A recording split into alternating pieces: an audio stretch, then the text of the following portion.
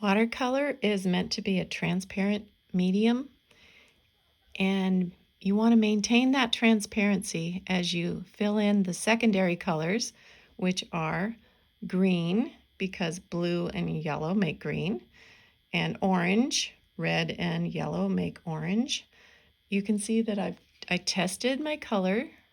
You want to mix a very light value of the secondary colors. I had them mixed in my palette with enough water and pigment, and then tested them on the test paper to make sure they're still transparent and a light value. Like this one looks perfect. Very light, number 4, I would say, value. I've already filled in the green and orange.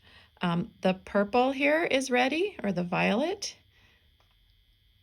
Testing that on my test paper.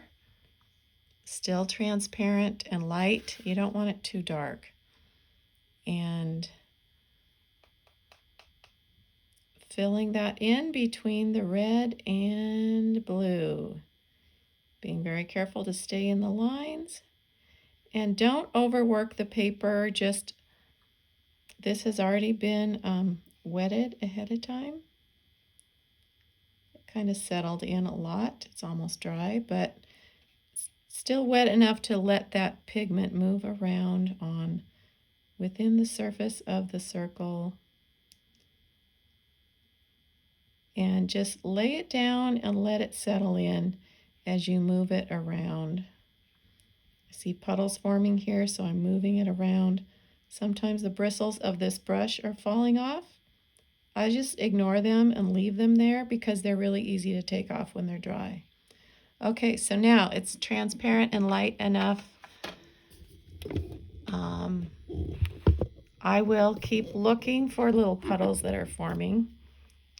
Squeeze out the excess water on my brush and let that suck up the excess pigment. It may look a little bit white, where you just use your brush to soak up the pigment. Like there, it's pretty white. But what's going to happen when it's still wet is all the pigment will redistribute itself and fill in. Okay, let it dry.